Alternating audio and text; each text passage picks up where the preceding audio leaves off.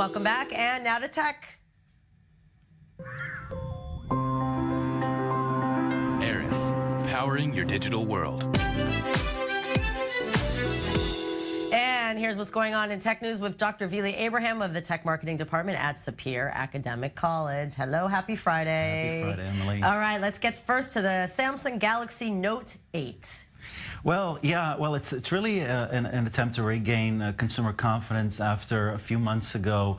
Some telephones would explode while recharging, and several people were injured. And they did lose about $5 billion as a result of a massive recall.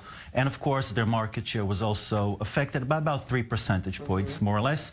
But now with the new Note 8, which is really similar to the Galaxy S8 Plus, really cool features. For example, you can take notes while talking to somebody.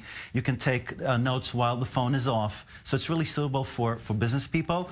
It has the live messages feature, which means that you can actually create your animated GIFs and then send it via WhatsApp or whatever messenger. And the other thing which I really found cool is what's called the app pair. You can decide which two apps to pair. So let's say while using WhatsApp, you use also Facebook, then you can decide to pair them. And every time you open WhatsApp, Facebook will also open. Oh, that's so interesting. multitasking. Right. Yeah. So I mean, do you think, is it showing promise? Like, what are reviews saying? Like, you think it's going to kind of help rebuild consumer confidence? Yes, I think so, because what they did is, first of all, they double, triple, quadruple checked their battery. Yeah, they even had an make the same mistake twice. Yeah, they even had an external company check that the battery is safe. So I think that it will gain consumer confidence. All right, back. we'll see what happens. All right, now CNN streaming on Snapchat.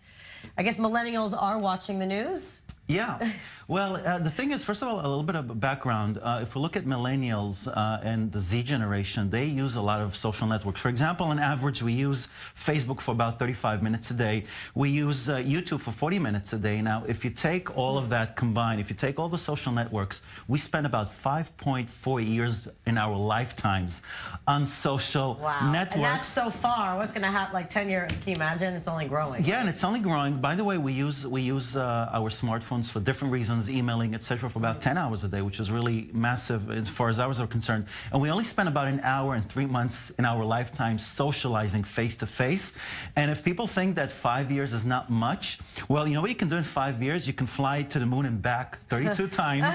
You can climb Mount Everest 32 times. And you can even walk your dog 93,000 times. Wow. It's really a lot of time to spend. So this is why they're targeting millennials, and now they'll be able to watch different movies. Snapchat started this with NBC shows. Now Facebook is getting on the bandwagon with CNN. And it looks like it's going to increase significantly. Well, I mean, that's interesting because, I think, in the fight to kind of make news relevant, especially, to the young people, it is... Exactly. They spend more and more time watching television, so to speak, through their smartphones. All right, and when they're not watching the news, they're writing messages to each other with emojis, which is probably at the end of the year will be what, like how many hours of our year picking emojis? Too many hours.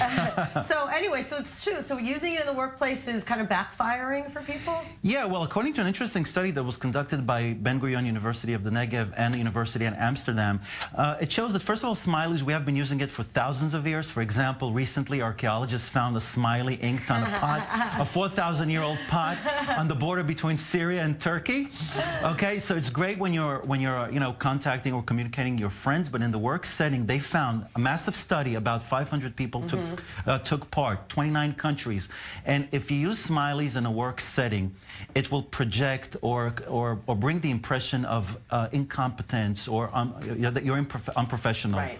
So it's something that we should avoid doing. And the implication is also to business setting, meaning when you're corresponding with business associates or business partners, you should avoid using smileys. Well, I mean, it makes sense because it isn't exactly, a professional... Exactly. Well, we didn't have empirical evidence, and this is the first empirical evidence to prove this, and I think it's really interesting. So you can't be sending a note to, our boss, Jeremy, and send him a No, that is Jeremy watching? That would make me look really unprofessional. Jeremy!